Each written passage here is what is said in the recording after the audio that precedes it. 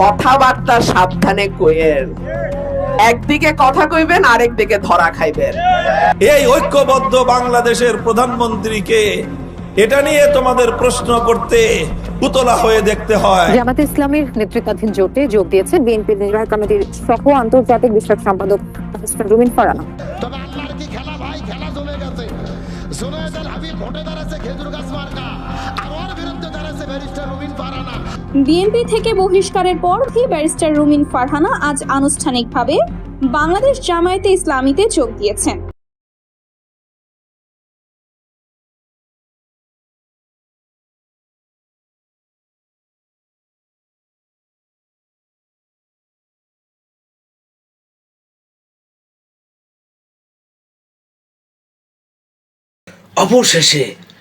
অবশেষে রুমিন ফারহানা বিএনপি থেকে বাইর করে দেওয়ার পরে জামাতে নাকি যোগদান করছে। আশ্চর্য একটা ঘটনা। সত্যিও কি রুমিন ফারহানা আর জামাতে কি যোগদান করছে? খেলা তো জমিয়ে গেছে, খেলা তো এইবারই হবে। তা সত্য কি, এটা কি সত্যি কিনা বাস্তবতা, সেটা চলুন আমরা জেনে নেই। আশা করতেছি যদি বিএনপির সাথে আমরা যাই তাইলে ইনশাল্লাহ এই আসন আমি পাবো। 1981 সনে হযরত হাফিজ হুজুর রহমতুল্লাহি আলাইহি এখান থেকে ইলেকশন করছিলেন প্রেসিডেন্ট পদপ্রার্থী। ওই সময় থেকে আমি এই এলাকায় কাজ করতেছি। মুফতি ফজলুল হক আমিন সাহেব 88 থেকে নির্বাচন করছেন, 96 নির্বাচন করছেন, তারপর 2001-এ নির্বাচন করছেন, 2008-এ করছেন।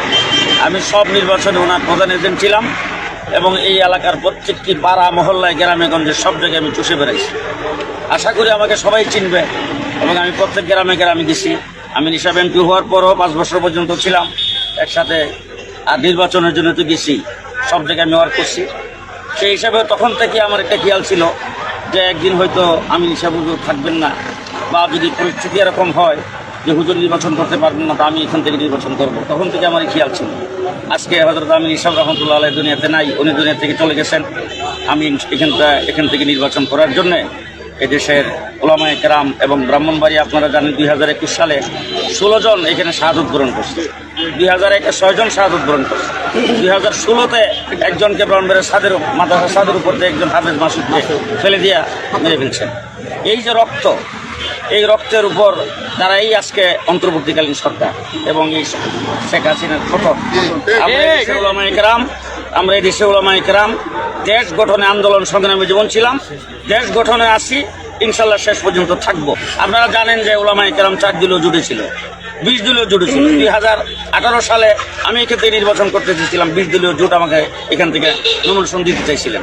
আব্দুল সাত্তার সাহেব মুরব্বী মানুষ, উনি আমার হাতে ধরে চাইছেন, সেই হিসেবে উনি মুরব্বী হিসেবে আমি স্যাক্রিফাইস করছি। এখনও আমরা ইনশাল্লাহ জমিয়তুল উলামা ইসলাম, আমরা আগামী 18 তারিখে আমাদের আমেলার মিটিং আছে, সেই মিটিংয়ের মধ্যে আমরা সিদ্ধান্ত নেব আমরা কোন জোটে যাব। আমি প্রশাসনকে জানিয়েছি, আমি আশা রাখবো প্রশাসন নিরপেক্ষ থাকবে, বিকজ এই আসনের দিকে সবার চোখ আছে, পুরো বাংলাদেশের চোখ আছে। আমাদের গণমাধ্যমের ভাইরা আমার পাশে আছেন, ইউ থেকে যে পর্যবেক্ষকরা এসছেন তাদের সঙ্গে আমার কথা হয়েছে, আগামীকাল তাদের সঙ্গে আমার মিটিং আছে ঢাকায়। সো আমি বলবো ইন্টারন্যাশনাল অবজারভারদেরও একটা নজর থাকবে এই আসন। সো সার্বিক বিবেচনায় আমি বলবো এই নির্বাচনটা যাতে কেউ কোনোভাবে কালিমা লিপ্ত করতে না পারে, প্রশাসনকেও সজাগ থাকতে হবে। আমি দলগুলোকেও বলবো যার যার বৃহত্তর স্বার্থে এই আসনে যাতে তাদের নেতাকর্মীরা অসংলগ্ন আচরণ না করে, আইন না ভাঙে, অসভ্য আচরণ না করে।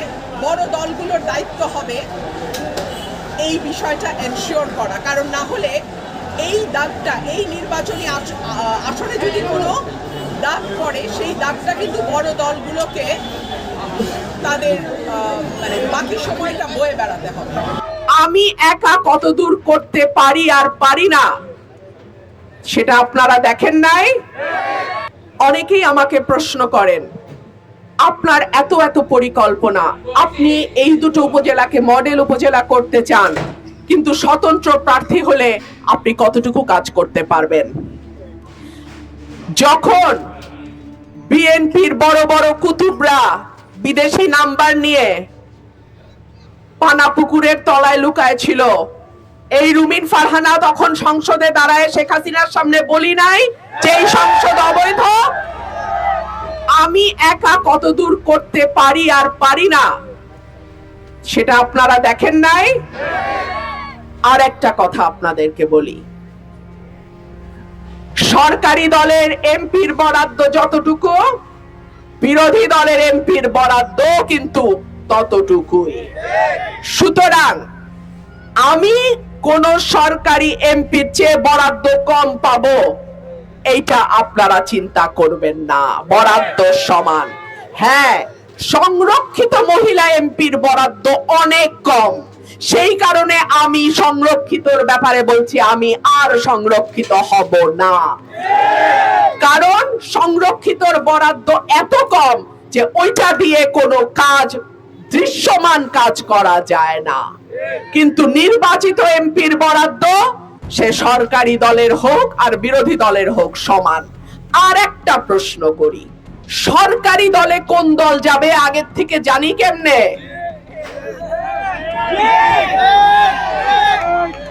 এইটা কি হাসিনার পাতানো নির্বাচন যে আগে আগেই জানি সরকারে কোন দল যাবে? কথাবার্তা সাবধানে কইেন, একদিকে কথা কইবেন আরেক দিকে ধরা খাইবেন। তো কথাবার্তা যত কম তত ভালো। আপনারা কি করে এত শিওর হইলেন যে সরকার গঠন ওই দলই করবে? অন্য দলও তো সরকার গঠন করতে পারে, তখন আপনাদের কি অবস্থা হবে ওইটা আগে চিন্তা করেন। যাই হোক, আমার কথা পরিষ্কার, আমি চুরি করব না, আমার চেলা চামুন্ডা চুরি করবে না, আমার হাইকমান্ডেরও কিছু দিতে হবে না। সুতরাং আমার মানুষ তাদের জন্য যেই বরাদ্দ আসবে তার পুরাটা তারা পাবে, এইখানে কোনো রকম নয় ছয় চলবে না। প্রিয় ভাইরা আমার, অনেকে আছেন প্রবাসে, অত্যন্ত কষ্ট করে আপনারা কেন, কিন্তু বাংলাদেশের মাটিতে যখন আসেন তখন আপনারা যথেষ্ট সুযোগ সুবিধা পান না। এমনকি বিদেশে যেতে হলেও আপনাদেরকে নানান রকম হয়রানির মধ্যে পড়তে হয়। ইনশাআল্লাহ, আল্লাহ যদি কবুল করেন, আগামী 12 তারিখ যদি আপনারা আমাকে ভোট দেন, আমার প্রবাসী ভাইরা যারা বিদেশে আছেন এবং যারা যেতে চান, তারা যাতে সহজে কম খরচে দালালের হাতে না পড়ে বৈধ উপায়ে কিছুটা ট্রেনিং নিয়ে দেশের বাইরে যেতে পারেন, আমার এলাকা থেকে ইনশাআল্লাহ সেই ব্যবস্থা আমি করব। একই সঙ্গে আপনার পরিবার যাতে এলাকায় নিরাপদ থাকে, আপনার মা বোন যাতে পরিবার সহ এলাকায় নিরাপদ থাকে, ইনশাআল্লাহ সেই দায়িত্ব আমার। আমি আপনাদেরকে অনুরোধ করব, 11 তারিখ বিকাল থেকে 12 তারিখ রাত পর্যন্ত, ভোট গণনা না হওয়া পর্যন্ত আপনারা দয়া করে কেন্দ্র ছাড়বেন না। আপনারা আমার একমাত্র সৈনিক, আপনারা ছাড়া আমার কোনো ওয়ার্ড কমিটি, ইউনিয়ন কমিটি, উপজেলা কমিটি নাই। আপনারা যদি আমাদের ভোট পাহারা না দেন, আমার পাহারা দেওয়ার মতন আর কেউ নাই। আপনাদেরকে অনুরোধ করব, ভোট পাহারা দিয়ে কেন্দ্রে কেন্দ্রে ফলাফল ঘোষণা হওয়ার পর সই দিয়ে আমাকে জানায়া তারপরে আপনারা কেন্দ্র ছাড়বেন, তার আগে না। প্রিয় ভাইরা আমার, খেলায় যখন কেউ গোল দিতে না পারে তখন প্রতিপক্ষকে ফাউল করে। এই ফাউল যাতে সরাইলের মাটিতে না হয় সেই দিকে আপনাদের সজাগ থাকতে হবে। আমার মিডিয়ার ভাইদেরকে আমি অনুরোধ করব, আপনারা সুখে দুঃখে বিপদে আপদে গত 15 বছর আমার পাশে ছিলেন, আমরা একসঙ্গে কাজ করেছি। আপনাদের কাছে অনুরোধ থাকবে, আপনারা কেন্দ্রে কেন্দ্রে আপনাদের টিম পাঠিয়ে আপনারা আমার ভোটগুলোর পাহারাদার হিসেবে আপনাদের ক্যামেরা, আপনাদের গণমাধ্যমকে সজাগ রাখবেন। আপনাদের কাছে আমার অনুরোধ থাকবে, বিদেশি পর্যবেক্ষকদের নজর এই এলাকায় আছে, এই আসনে আছে। আমি ঢাকায় ইউরোপিয়ান ইউনিয়নের পর্যবেক্ষকদের সঙ্গে বৈঠক করেছি। আজকে তারা এসেছিলেন সরাইলে, আমার বাসা শাহবাজপুরে তারা বসেছেন, আমার সঙ্গে প্রায় ঘন্টা খানেক তাদের আলাপ হয়েছে। সুতরাং কেউ যদি মনে করেন ইলেকশন ইঞ্জিনিয়ারিং করবেন এই আসনে, তাদেরকে আমি সাবধান করে দেই। একই সঙ্গে এই কথাও মনে করিয়ে দেই, কোন দল যাতে আগাম মনে না করে যে তারাই সরকার গঠন করতে যাচ্ছে এবং পুলিশ প্রশাসন তাদের অনুগত হতে বাধ্য।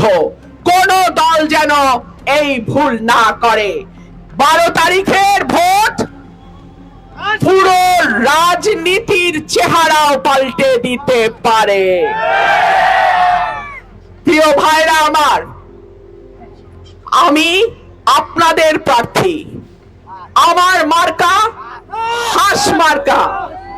হাঁস মার্কা জনগণের মার্কা। হাঁস মার্কা উন্নয়নের মার্কা। হাঁস মার্কা গণতন্ত্রের মার্কা। হাঁস মার্কা সাহসের মার্কা। হাঁস মার্কা সততার মার্কা। হাঁস মার্কা অন্যায়ের বিরুদ্ধে একা হলেও দাঁড়িয়ে লড়াই করার মার্কা।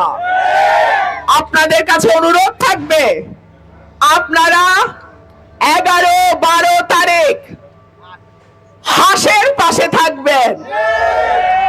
আগামী 5 বছর আমি হাঁসের কান্ডারি হিসেবে আপনাদের সুখে দুঃখে বিপদে আপদে আমি আপনাদের পাশে থাকব, সাথে থাকব। আপনাদেরকে সাথে নিয়েই সরাইল আশুগঞ্জকে আমি বাংলাদেশের মডেল উপজেলা করব ইনশাআল্লাহ। এটা আমি বহু জায়গায় বলেছি, তারা নিজেরাও স্বীকার করে তারা অত্যন্ত সুশৃঙ্খল এবং তারা দলের আনুগত্য ভীষণভাবে মেনে চলে। একদম টপ লিডারশিপ যা বলবে সেটা একেবারে গ্রামের প্রত্যন্ত অঞ্চলের যিনি কর্মী জামাতের, তিনি সেটাকে অক্ষরে অক্ষরে মেনে চলবেন। সুতরাং যে আহ্বান জামাতের সর্বোচ্চ তরফ থেকে অভ্যুত্থানের পর এসছে যে আমরা আওয়ামী লীগকে ক্ষমা করে দিলাম, সেটা তো গত 1 বছর ধরে তাদের নেতাকর্মীরা সেই আহ্বানে সাড়া দিয়ে তাদের কাজকর্ম চালিয়ে গেছেন। এই রুমিন ফারহানা জামাতে যোগ দিয়েছেন কিনা সেটা তো আপনারা শুনছেন। তা আপনাদের কাছে কেমন লাগছে অবশ্যই কমেন্ট করে জানাবেন, আপনার মতামতও কমেন্ট করে জানাবেন। তা এরকম নিত্য নতুন নিউজ পেতে আমাদের চ্যানেলটা সাবস্ক্রাইব করে আমাদের পাশে থাকেন। ধন্যবাদ, সবাই ভালো থাকেন, আল্লাহ হাফেজ।